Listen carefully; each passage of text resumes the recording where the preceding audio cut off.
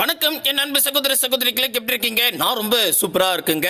1% இல்லைங்க, 100% நாளைக்கு குரூப் 4 எக்ஸாம்ல இந்த மாடல்ல இருந்து ஒரு கொஸ்டின் கேட்பாங்க.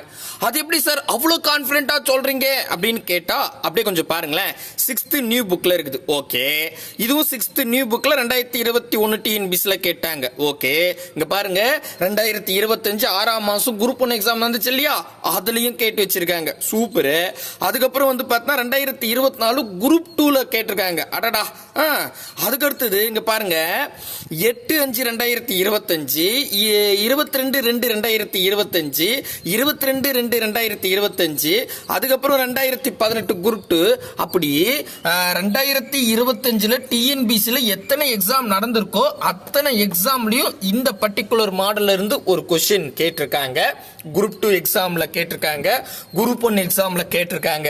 லேட்டஸ்டா பாத்தீங்கன்னா இந்த பர்டிகுலர் மாடல்லயே இருக்கிறதால கண்டிப்பா குரூப் 4 எக்ஸாம்லயும் இந்த மாடல்ல ஒரு கொஸ்டின் கேட்க நிறையவே வாய்ப்பு இருக்கு.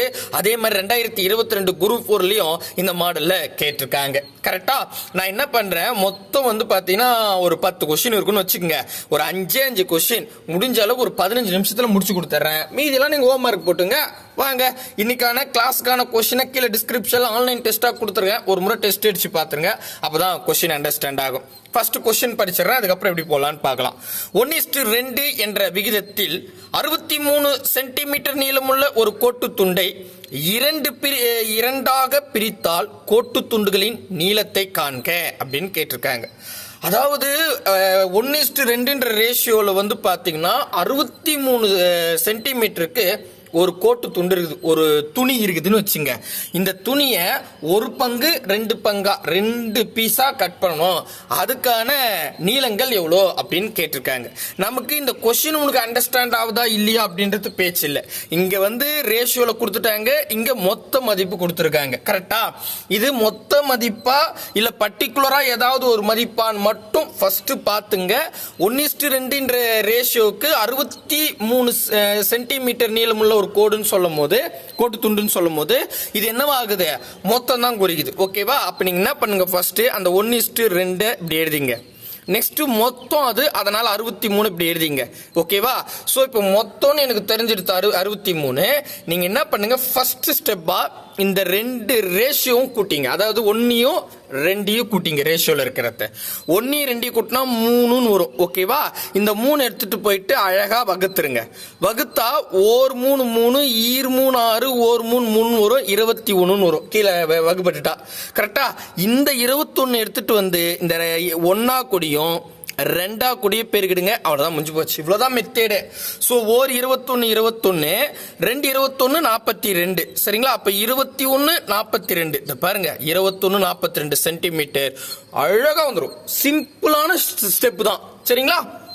புரியுதுங்களா? சப்போஸ் கொஞ்சம் புரியல சார், வாங்க அடுத்த சம் பார்ப்போம். இது வந்து பாத்தீங்கன்னா 6th நியூ புக்லயும் 2021 டிஎன்பிசிலையும் கேட்டிருக்காங்க. ரூபாய் 1600 ஏ மற்றும் பி என்ற இரு நபர்களுக்கு 3:5 என்ற விகிதத்தில் பிரித்து கொடுத்தால் பிக்கு கிடைக்கும் தொகை என்ன அப்படின்னு கேட்டாங்க. இதுல ஏவுக்கான எவ்வளவு தொகைன்னு கேட்கலாம், இல்ல ஏ பி எப்படி பிரிச்சுப்பாங்க அப்படின்ற மாதிரி 3 விதமா கேட்கலாம். புரியுதா? பி மட்டும் கேட்பாங்க, ஏ மட்டும் கேட்பாங்க, ஏ மற்றும் பின்னு கேட்பாங்க. சரிங்களா? நம்ம எல்லாமே கண்டுபிடிச்சலாம். ஏ மற்றும் பி கண்டுபிடிச்சிட்டா ரொம்ப ஈஸி. ஓகேங்களா? முதல்ல பாருங்க, 1600 ரூபாய் ஏவும் பியும் பிரிச்சுக்கிறாங்க. எப்படி பிரிச்சுக்கிறாங்கன்னா 3:5 ரேஷியோல பிரிச்சுக்கிறாங்கன்னு சொல்லிட்டாங்க. அப்போ நமக்கு என்ன கீவேர்ட்னா, இங்க 2 ரேஷியோ இருக்கா, 3:5 எடுத்துங்க. நெக்ஸ்ட் இந்த 1600 மொத்த தொகை தான் குறியுது. நல்லா பாத்தீங்கன்னா 1600 ரூபாய் எடுத்துதான் ஏவும் பியும் பிரிச்சுக்கிறாங்க 3:5. அப்ப இது மொத்த தொகைன்னு தெளிவா தெரியுது. தெரிஞ்சிருச்சுன்னா ஃபர்ஸ்ட் ஸ்டெப் இந்த 2 மதிப்பையும் கூட்டிக்கணுங்க. 3யும் 5யும் கூட்டினா 8ன்னு வரும். இந்த கூட்டினீங்களா, அந்த 8 எடுத்துட்டு போயிட்டு 1600 மொத்த அமௌண்ட்ல வகுத்துருங்க. 1 8 8 8 16 200 ரூபான்னு வரும். கரெக்டா? முழுமையா வகுப்பட்டுருச்சு. இந்த 200 எடுத்துட்டு வந்து 3 கூடியும் 5 கூடியும் பெருங்க. அவ்வளவுதான் ஆன்சர். முடிஞ்சிருச்சு. அவ்வளவுதான். 1 3 3 2 6 600 ரூபான்னு வருமா? 2 10 1000 ரூபான்னு வரும். நல்லா கவனிங்க. இது வந்து 3ன்றது யாருக்குரியது? இங்க முதல் ஏ. அப்போ 3ன்றது ஏவுக்குரியது. ரெண்டாவது பி 5. புரியுதுங்களா? முதல் ஏன்னா இங்க முதல் நம்பர் ஏவுக்குன்னு அர்த்தம், அப்போ 3. ரெண்டாவது பி இருந்தா ரெண்டாவது நம்பர் பிக்குன்னு அர்த்தம் 5. இதை மாத்தி போட்டீங்கன்னா ஆன்சர் வராது. சரிங்களா? அப்ப ஏ கிட்ட 3 பீஸ் இருக்கு, பி கிட்ட 5 பீஸ் இருக்கு. சரிங்களா? இப்ப கேள்வி என்ன? பிக்கு தான். பி கிட்ட இருக்கிற 5 பீஸ் வந்து 1000 ரூபாய். அவ்வளவுதான், 1000 ரூபான்னு பிரிச்சு பாரு. ஆப்ஷன் சி தான் சரியான விடை. புரியுதா? தெளிவா புரியுதுங்களா? சூப்பருங்க. டக்கு டக்கு டக்குன்னு போடலாம். அடுத்த கேள்வி இங்க பாருங்களேன்.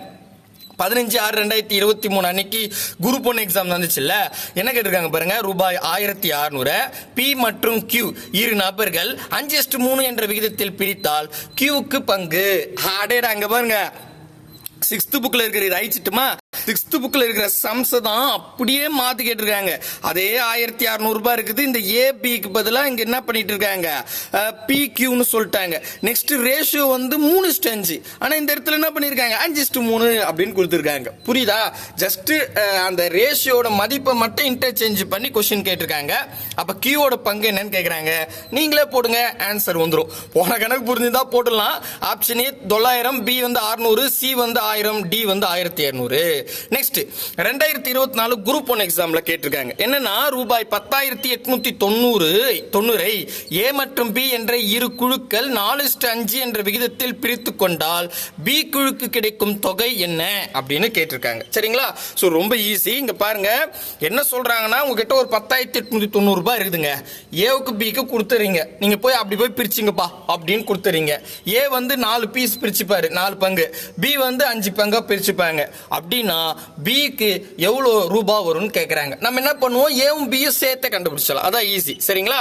அப்ப 10,890 எதை குறிக்குது அப்படின்னு கேட்டா மொத்த அமௌண்ட். கரெக்டா? நான் முதல்ல உங்களுக்கு கன்ஃபியூஷன் இல்லாம இருக்கிறதுக்காக ஏ பின்னு எழுதிக்கிறேன். அதான் பெஸ்ட். சரிங்களா? ஏ பின்னு 4:5 அப்படின்னு எழுதிக்கிட்டேன். நெக்ஸ்ட் இந்த இடத்துல என்ன இருக்கு, 10,890 ரூபான்னு இருக்கு. அதை அப்படியே எழுதிக்கிட்டேன். சரிங்களா? ஏன்னா அது மொத்த அமௌண்ட். ஓகே. இப்ப ஃபர்ஸ்ட் ஸ்டெப் என்ன பண்ணணும்னா, முதல்ல இந்த மொத்த அமௌண்ட்டான்னு பார்த்துட்டு இந்த 4யும் 5யும் கூட்டிக்கணும். கூட்டினா 9ன்னு வரும். இந்த 9 நீங்க என்ன பண்ணுங்க, இங்க எடுத்துட்டு போயிட்டு வகுத்துருங்க. சரிங்களா? இது ஃபர்ஸ்ட் ஸ்டெப். சரிங்களா? சோ அடிக்கலாம்னா எதில் அடிக்கலாம், 3 9. நான் 3 ஆப்பிள் அடிக்கிறேன். சோ 3 9, இங்கே 3 9. 10ல 9 போனா மீதி 1, பக்கத்துல போட்டா 18ன்னு வரும். 3 9, 4 12, 5 15, 6 18. அடுத்தது 3 9, அந்த 0 அப்படியே போட்டுங்க. சோ 3 ஆப்பிள் அடிச்சுட்டு மறுபடியும் 3 ஆப்பிள் அடிக்கலாம். ஓர் 3 3, ஓர் 3 3, ஈர் 3 6, ஓர் 3 3, அந்த 0 அப்படியே போட்டுக்கலாம். 1210 ரூபாய்.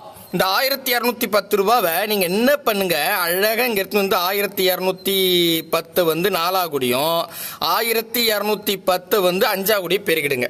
சோ நான் 5 கூட பெருகுனா உங்களுக்கு ஒரு ஷார்ட் கட் சொல்லியிருக்கேன். 5 கூட நீங்க எந்த நம்பரை பெருகினாலும் அந்த நம்பரை பாதியாக்கி ஒரு 0 போட்டுங்க. அப்ப 1210 பாதியாக்குனா 605 வரும். 605. ஓகேவா? அது கூட ஒரு 0 போட்டா 6050 ரூபாய். அவ்வளவுதாங்க. இப்ப என்ன கேட்டிருக்காங்க, பி தான் கேட்டாங்க. 6050. ஆப்ஷன் சி தான் சரியான விடை. ஒரே செகண்ட் முடிஞ்சிடுச்சு. எவ்வளவு ஈஸி பாருங்க. சப்போஸ் ஏ கேட்டிருந்தாங்கன்னா 4 முறை 1210 பெருக்கணும். சோ 4 முறை உங்களுக்கு பெருக்கிறதுனால 4 முறை கூட்டிங்க. 1210யும் 1210யும் கூட்டினா 2420 வரும். 2420 2420 கூட்டினா 4840 ரூபாய் அப்படின்னு வரும். கிட்டத்தட்ட அவ்வளவுதான். கரெக்டா? ரைட். நமக்கு இது கேட்கல, ஏ மட்டும் தான், பி மட்டும் தான் கேட்டிருக்காங்க. ஆன்சர் புரியுதுங்களா? பட் இருந்தாலும் நீங்க அப்படியே நோட் பண்ணி வச்சுங்க. புரியுதா? ரைட்டுங்க. அடுத்த கேள்வி புரியலன்னா கேளுங்க. நான் அடுத்த வீடியோல இந்த சம்ம வந்து சொல்லி கொடுக்குறேன். சரிங்களா? சோ இதை அழிச்சிடலாம். முதல்ல இது இல்லாம இருக்கும். இருங்க 1 செகண்ட், இதை அழிச்சு விட்டுறேன். 17வது கொஸ்டின். குமாரிடம் ரூபாய் 6000 உள்ளது. அதை விமல் மற்றும் யாழினிக்கு இடையில் 2:3 என்ற விகிதத்தில் பகிர்ந்தளித்தார். இருவருக்கும் கொடுக்கப்பட்ட விகிதத்தில் கிடைக்கும் தொகை என்ன அப்படின்னு கேட்டாங்க. இப்ப நம்ம ஆப்ஷன் பார்க்கும்போது விமலுக்கு 2400 மற்ற யாழினுக்கு 3600ன்னு 2 பேருக்கு கண்டுபிடிக்க சொல்றாங்க. சரிங்களா? இப்போ இதுல குமார்ன்றது சும்மா டம்மி. குமார் ஜோப்ல ஒரு 6000 ரூபாய் இருக்குது. அது என்ன பண்றாரு, விமலுக்கும் யாழினுக்கும் கொடுத்துறாங்க. நீங்க அப்படி போய் பிரிச்சிங்க அப்படின்றாங்க. சோ இதுல வந்து விமலுக்கு வந்து பாத்தீங்கன்னா 2 பீஸ் ஆகுது, 2 பங்கு. யாழினிக்கு 3 பங்கு ஆகுது. சரிங்களா? சோ நீங்க என்ன பண்ணுங்க, இந்த விமல் யாழினின்னு எழுதிங்க. கீழே 2:3 ரேஷியோ வச்சுங்க. 6000 மொத்த அமௌண்ட் அந்த பக்கம் வச்சுங்க. ஸோ நான் சொன்ன ஸ்டெப்ல போடுங்க, ஆன்சர் வந்துடும். Option A விமலுக்கு 2400, யாழினிக்கு 3600. பி வந்து யாழினிக்கு 2400, விமலுக்கு 3600. இது ரொம்ப பாருங்க, ரெண்டுமே வந்து ஜஸ்ட் ஒரே மதிப்பு தான், பேர் மட்டும் மாத்திருக்காங்க, பார்த்து போடுங்க. நெக்ஸ்ட் ஆப்ஷன் சி வந்து குமாருக்கு 2400, விமலுக்கு 3600. அதுக்கு அடுத்தது வந்து பாத்தீங்கன்னா குமார், இங்க பாருங்க முக்கியமா குமார்ன்ற ஒரு பேரை வந்து கன்ஃபியூஷன் பண்றாங்க, கேர்ஃபுல்லா போடுங்க. நான் மறுபடியும் சொல்லிட்டேன், குமாருக்கு வந்து 2400, யாழினிக்கு வந்து 3600. ஸோ இந்த இடத்துல குமார்ன்றவர் ஒரு டம்மி அவர்கிட்ட இருக்குது, சரிங்களா? கொஸ்டின் இப்படிதான் ட்விஸ்ட் பண்ணி கேட்பாங்க, கன்ஃபியூஷன் ஆவேனா, புரியுதா இல்லையான்னு தயவு செஞ்சு கமெண்ட் செக்ஷன்ல கொடுங்க. ரைட், அடுத்த கேள்வி போலாமா? வாங்க அடுத்த கேள்வி போயிடுவோம். அடுத்தது இது ஹோம்வொர்க் தான். இங்க பாருங்க, இதுவும் அதே தான். இங்க பாருங்க, நல்லா கவனிச்சிங்கன்னா செல்வமிடம் வந்து ஒரு 900 ரூபாய் இருக்குது. அத மணிமொழி மற்றும் பாரதிக்கு இடையே 3:2 என்ற ரேஷியோல பகிர்ந்தளிக்கிறார் எனில் பாரதிக்கு கிடைக்கும் தொகை எவ்வளவுன்னு 22/2/2025 டிஎன்பிசில கேட்டிருக்காங்க. புரியுதா? சோ அப்ப இங்க செல்வம்ன்றவர் டம்மி, அவர்கிட்ட தான் 900 ரூபாய் இருக்குது. அதைத்தான் மணிமொழிக்கும் பாரதிக்கும் பிரிச்சு கொடுக்குறாங்க. மணிமொழி கிட்ட வந்து இது மணிமொழி ஃபர்ஸ்ட்ன்றதால 3, அதே மாதிரி பாரதி 2வது இருக்கிறதால 2, சரிங்களா? சோ அப்ப நீங்க என்ன பண்ணுங்க, இந்த பக்கம் மணிமொழி இந்த பக்கம் பாரதின்னு வச்சு 3:2 எழுதிங்க. அதே மாதிரி 900 ரூபாய்ன்றது மொத்தம் மட்டும் அங்க போட்டுங்க. சோ இந்த 3 2 கூட்டி 500 அதை வகுத்து வரக்கூடிய மதிப்பு என்ன பண்ண சொன்னேன், அவ்வளவுதான், முடிஞ்சு போச்சு. சோ நீங்க பாரதிக்கும் கண்டுபிடிச்சிருங்க, மணிமொழிக்கும் கண்டுபிடிச்சிருங்க. பட் இவங்க கேட்டுக்கிறது Bharathi. So option A 540, B 360, C 340, D 560. புரியுதா இல்லையான்னு தயவு செஞ்சு சொல்லுங்க. ட்விஸ்ட் பண்ணி கேட்கறாங்க, ஞாபகம் வச்சுங்க. இது உங்களுக்கு ஹோம்வொர்க் தான். 19வது கேள்வி. ஒரு வினாடி வினா போட்டியில் ரமேஷ் மற்றும் சுரேஷ் வழங்கிய சரியான விடைகளின் விகிதம் 8:9. அப்போட்டியில் அவர்கள் மொத்தமாக 85 புள்ளிகள் பெற்றனர் எனில் சுரேஷ் பெற்ற புள்ளிகளின் எண்ணிக்கை. இதுவும் 22/5/2022 டிஎன்பிசில கேட்டிருக்காங்க. என்னன்னா ஒரு கியூஸ் ப்ரோக்ராம் நடக்குது, அதுல ரமேஷும் சுரேஷும் பங்கேற்றுக்கிறாங்க. இதுல வந்து பாத்தீங்கன்னா ரமேஷ் வந்து ஃபர்ஸ்ட் 8 பங்கு வாங்குறாரு. சுரேஷ் வந்து 2வது இருக்காரு, அப்ப 2வதா 9. ஓகேவா? புரியுதுங்களா? சுரேஷ் வந்து 9 பங்கு வாங்குறாங்க. இவங்க 2 பேரும் சேர்த்து மொத்தமா 85 புள்ளிகள்னு சொல்லிட்டாங்க. அப்படின்னா சுரேஷ் வாங்குறது எவ்வளோ அப்படின்னு கேட்டிருக்காங்க. புரியுதுங்களா? நான் ஒன்னா ஒரு இந்த சம் மட்டும் போட்டோமா, இங்க பாருங்க 8:9ன்னு வச்சுக்கிறேன். இது மொத்தம் பாயிண்ட் 85 வச்சுக்கிறேன், சரிங்களா? இப்ப என்ன ஆகுதுன்னா எனக்கு இது மொத்தம் பாயிண்ட் தெரியுது. அப்ப 8 7 பெருக்கிறேன், 8 சாரி கூட்டிக்கிறேன். 8 7 8 9 கன்ஃபியூஷன் வேணாம். 8 9 நான் என்ன பண்ணிக்கிறேன், கூட்டிக்கிறேன். அப்போ 8 கூட 9 நான் கூட்டினா 17 அப்படின்னு வரும். இந்த 17 டைரக்டா எடுத்துட்டு போயிட்டு வகுத்துடணும். இது பார்த்தாவே தெரியும், ஏன்னா 17 பாதி 8.5. அப்போ 17 5 17 85 அப்படின்னு வரும். கரெக்டா? இப்போ இந்த 5 எடுத்துட்டு வந்து 8 கூடயும் 9 கூடயும் பெருகணும். நல்லா கவனிச்சிங்கன்னா 8ன்றது வந்து ரமேஷை குறிக்குது, 9ன்றது சுரேஷை குறிக்குது. இங்க என்ன கேள்விக்கிறாங்கன்னா சுரேஷ் தான். அப்ப சுரேஷ் கிட்ட என்ன இருக்குது, 9 இருக்குது. 9 5 45, 8 5 40. அப்போ ரமேஷ் கிட்ட 40, சுரேஷ் கிட்ட 45 இருக்குது. சோ இங்க சுரேஷ் கேட்டதால ஆப்ஷன் சி தான் சரியான விடை. சரிங்களா? சோ நான் ஸ்பீடா சொல்றதால இதுவா இருக்கும், பட் உங்களுக்கு புரியுதான்னு மட்டும் சொல்லுங்க. அடுத்த கேள்விக்கு போயிடலாம். அடுத்த கேள்வி வந்து பாத்தீங்கன்னா 2018 குரூப் 2ல கேட்டிருக்காங்க. இது கொஞ்சம் கன்ஃபியூஷன் ஆகாம பாருங்க. ஒரு வகுப்பில் மாணவர்கள் மாணவிகளின் விகிதம் 4:5, மாணவர்களின் எண்ணிக்கை 20 எனில் மாணவியரின் எண்ணிக்கை அப்படின்னு கேட்டாங்க. அதாவது ஒரு கிளாஸ் ரூம்ல பாய்ஸ் இருக்காங்க, கேர்ள்ஸ் இருக்காங்க அப்படின்னு சொல்றாங்க. இதுல முதல் மாணவர்கள் அப்படின்றதால 4 பாய்ஸ், மாணவிகள் நெக்ஸ்ட் இருக்கிறதால 5 கேர்ள்ஸ். ஓகேவா? ரைட். இப்போ இந்த இதுல இருக்காங்க. இதுல இங்க பாருங்களேன், மாணவர் இங்க கேள்வியே மாணவர்களின் எண்ணிக்கை 20 அப்படின்னு சொல்லிட்டாங்க. மாணவிகள் எத்தனைன்னு கேட்டிருக்காங்க. அப்போ ஆண்கள் 20 அப்படின்னு சொல்றாங்க, பெண்கள் எத்தனைன்னு கேட்டாங்க. இப்ப இதுக்கு முன்னாடி கணக்கெல்லாம் மொத்தமா கொடுத்திருந்தாங்க. ஆனா இதுல வந்து பாத்தீங்கன்னா பர்டிகுலரா ஆண்கள் 20 பேர் இருக்காங்க, பெண்கள் எத்தனை பேர் இருக்காங்கன்னு கேக்குறாங்க. அப்போ ஆண்கள் பார்த்தா ஆண்கள் கிட்ட 4 பங்கு இருக்குது. அப்போ இது பாருங்க, இப்ப இதுக்கான ஆன்சர் என்னன்னா 4 பங்குன்றது 20. புரியுதா? மேபி இங்க 6 இருந்துச்சுன்னா 6 பங்குன்றது 20. பர்டிகுலரா ஒரு நபர்கிட்ட இவ்வளவு அமௌண்ட் இருக்கு, இவ்வளவு இருக்குதுன்னு சொல்லிட்டாங்கன்னா அவங்க கிட்ட எவ்வளவு பங்கு இருக்குன்னு பாருங்க. 4 பங்கு இருக்கு. சோ 4 பங்கு தான் 20. எனக்கு ஒரு பங்கு வேணும். ஏன் ஒரு பங்கு வேணும்னா 5 பங்கு கண்டுபிடிங்க. அப்ப ஒரு பங்கு கண்டுபிடிக்கணும்னா ஒண்ணு இல்ல, இங்க என்ன நம்பர் இருக்கு? 4 20ஆல வகுத்துருங்க, ஒரு பங்கா மாறிடும். ஒரு நாள் 4 இல்லைன்னா பாதி பாதி ஆகிட்டோமா, 4ல பாதி 2, 20ல பாதி 10, 2ல பாதி 1, 10ல பாதி 5 அப்படின்னு வரும். சோ அப்போ ஒரு பங்கு 5னா இந்த 5 எடுத்துட்டு வந்து கேர்ள்ஸ் கிட்ட 5 பங்கு இருக்குல்ல, அதாவோட பெருங்க 5 25. அவ்வளவுதான் ஆன்சர். புரியுதுங்களா? ரொம்ப சிம்பிள். ஓகேவா? மொத்தமா கொடுத்துருந்தாங்கன்னா நீங்க என்ன பண்ண, ரேஷியோவை கூட்டி வகுத்து வரக்கூடிய விடை எடுத்துட்டு வந்து 4 கூடயும் 5 கூடயும் பெருக்கணும். இது பட் பர்டிகுலரா ஒரு நபருக்கு மட்டும் மதிப்பு கொடுத்தாங்கன்னா அவங்க கிட்ட என்ன இருக்குதோ ரேஷியோ அதை எடுத்துட்டு போயிட்டு வகுத்துருங்க, அதுக்கு ஒரு விடை கிடைக்கும். அதை அடுத்ததா 5 இருக்குல்ல, அதோட பெருங்க. புரியலங்க. அட வாங்க, இது பாருங்க, இந்த கணக்கு பார்த்தா புரிஞ்சிருது. ஒரு குடும்பத்தின் செலவு அடுத்தது சேமிப்பு அப்படின்னு சொல்றாங்க. செலவு சேமிப்பு விகிதம் 5:3. செலவு 5, சேமிப்பு 3. கரெக்டா? அவங்க என்ன லைன் கொடுத்துருக்காங்க பாருங்க, முதல் செலவு அதுக்கப்புறம் சேமிப்பு. அப்போ முதல் 5 வந்து செலவு, ரெண்டாவது 3 வந்து சேமிப்பு. ஓகேவா? இதுல செலவு வந்து 3500 ரூபாய் அப்படின்னு சொல்லிட்டாங்க. செலவு பண்ற ரேட் 3500 ரூபாய்னா சேமிக்கிற ரேட் என்ன அப்படின்னு கேக்குறாங்க. அப்ப இந்த 3500ன்றது மொத்த அமௌண்ட் கிடையாது.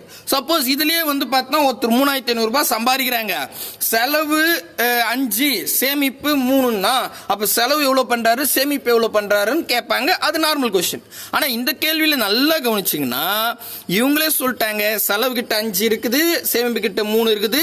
அதுல இங்க பாருங்க, செலவுன்ற நபர்கிட்ட, அதாவது செலவு பண்றது 3500 ரூபாய்ங்க, அப்ப சேமிப்பு எவ்வளவு? இதான் கேள்வி. புரியுதா? தெளிவாகுதா? ரைட். அப்ப செலவுன்றது எங்க இருக்கு பாருங்க, செலவு கிட்ட எத்தனை பங்கு இருக்கு? 5.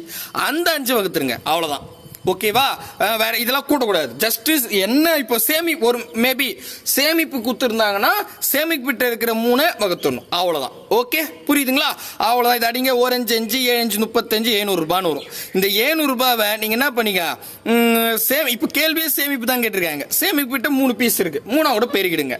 3 21 வருமா, 2100. அவ்வளவுதான், முடிஞ்சு போச்சு. 2100. ஆப்ஷன் பி தான் சரியான விடை. ஒரே செகண்ட் கட போட்டுலாம். சரிங்களா? புரியுதுங்களா? சூப்பருங்க. இப்ப அடுத்த கேள்வி. அடுத்து இதே மாதிரி வந்து பாத்தீங்கன்னா 2 ரேஷியோ தான் கொடுக்கணும், இல்ல 3 ரேஷியோ கொடுத்தாலும் 4 ரேஷியோல கொடுத்தாலும் இதே கான்செப்ட் தான். ஓகேங்களா? ஓகே. அடுத்தது இது வந்து பாத்தீங்கன்னா ரொம்ப ரேர் தான். பட் 2019 பிளஸ் 2023 ஜெயிலர் எக்ஸாம் வரைக்கும் கேட்டதால இந்த 2 சமம் ஒரு முறை சொல்லிடலான்னு வந்துட்டேன்.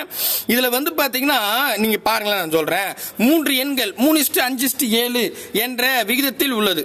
அவற்றின் சராசரி 60. இதான் முக்கியம். இந்த இடத்துல சராசரி, இந்த ரேஷியோல சராசரின்னு ஒரு கீ பாயிண்ட் வந்துட்டாவே நீங்க என்ன பண்ணிக்கணும்னா, நான் சொல்ற மாதிரி போட்டுங்க. 60 எனில் அவ்வெண்களின் மிகச்சிறிய எண் யாது அப்படின்னு கேக்குறாங்க. சோ நம்ம சின்ன எண், பெரிய எண், நடு எண் எல்லாத்தையும் கண்டுபிடிச்சிடலாம். வாங்க ஃபர்ஸ்ட் ஸ்டெப் பை ஸ்டெப்பா போலாம். இதுல என்னன்னா 3 எண்கள் 3 5 7 அப்படின்னு கொடுத்துட்டாங்க. ரைட்டுங்க. நெக்ஸ்ட் வந்து பாத்தீங்கன்னா இதுல அடுத்தது என்ன சொல்றாங்கன்னா அவற்றின் சராசரி. சராசரினா மொத்த அமௌண்ட் தான். மொத்தம் 60 அப்படின்னு சொல்லிட்டாங்க. ஓகேவா? இப்ப பர்டிகுலரா 5க்கு இவ்வளவு மதிப்புன்னு சொன்னாதான் நீங்க 5 எடுத்துட்டு போயிட்டு வகுக்கிற மாதிரி இருக்கும். ஆனா அவங்க மொத்தமா சராசரியா 60ன்ட்டாங்க. ரைட்டு. அப்ப மொத்த அமௌண்ட் இதுன்னு எடுத்துக்கிட்டேன். இப்ப மொத்த அமௌண்ட் எடுத்துக்கும் போது எனக்கு 60ன்றது மொத்த அமௌண்ட் தெரியும் போது நான் என்ன பண்ணணும், இந்த ரேஷியோல இருக்கிற மதிப்பெல்லாம் ஒரு முறை கூட்டிக்கணும். 7 3 கூட்டினா 10, 10ஓட 5 கூட்டினா 15ன்னு வரும். இந்த 15 எடுத்து வந்து இங்க வகுத்துனுங்க. வகுக்கத்துக்கு முன்னாடி நல்லா கவனிச்சிங்க, இந்த இடத்துல அந்த அமௌண்ட்டுக்கு பக்கத்துல சராசரின்னு சொல்லிட்டாங்கன்னா ரேஷியோ எத்தனை இருக்குதுன்னு பாருங்க. 1 ரேஷியோ 2 ரேஷியோ 3. கரெக்டா? ரேஷியோல 3 நம்பர் இருக்கு. 3 நம்பர் இருந்தா 3ஆல பெருக்கிங்க.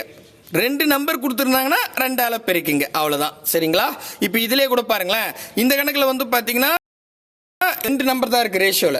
2 நம்பர் இருந்தா 2ஆல பிரிக்கணும். சரிங்களா? ஒரு உதாரணத்துக்கு சொல்றேன். இந்த 3500ன்றது சராசரின்னு சொல்லிடுறாங்கன்னு வச்சுங்க. நீங்க என்ன பண்ணு, இந்த 3500 கீழே இந்த நம்பரை வகுக்கும் போது இந்த 3500 கூட இங்க 2 நம்பர் தானே இருக்கு ரேஷியோல, 2ஆல பிரிக்கணும். சரியா? புரியுதா? நல்லா புரியுதா பாருங்க. அப்ப இந்த இடத்துல 3, 5, 7ன்னு 3 நம்பர் இருக்கத்தால 3ஆல பெருக்கிறேன். சப்போஸ் இந்த இடத்துல 5ன்னு இன்னொரு ரேஷியோ இருந்துச்சுன்னா மொத்தம் 4 நம்பர் இருந்தா இங்க 4ஆல பெருக்கணும். ஓகேவா?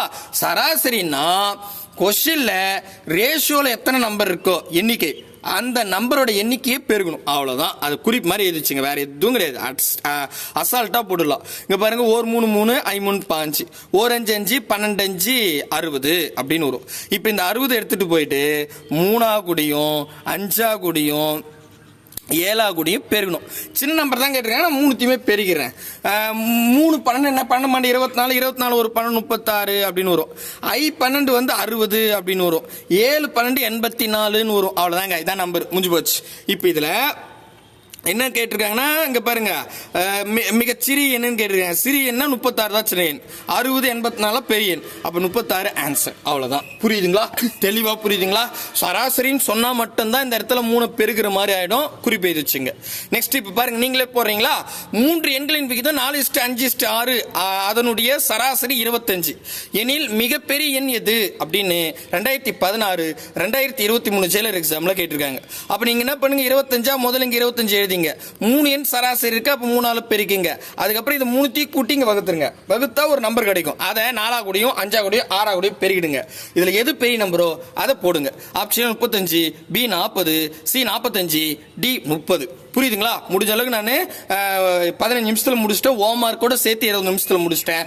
கண்டிப்பா உங்களுக்கு யூஸ்ஃபுல்லா இருக்கும் அப்படின்ற நம்பிக்கையோட முடிச்சுக்கிறேன். பாய் பிரதர் அண்ட் சிஸ்டர். மறக்காம கமெண்ட் பண்றீங்க.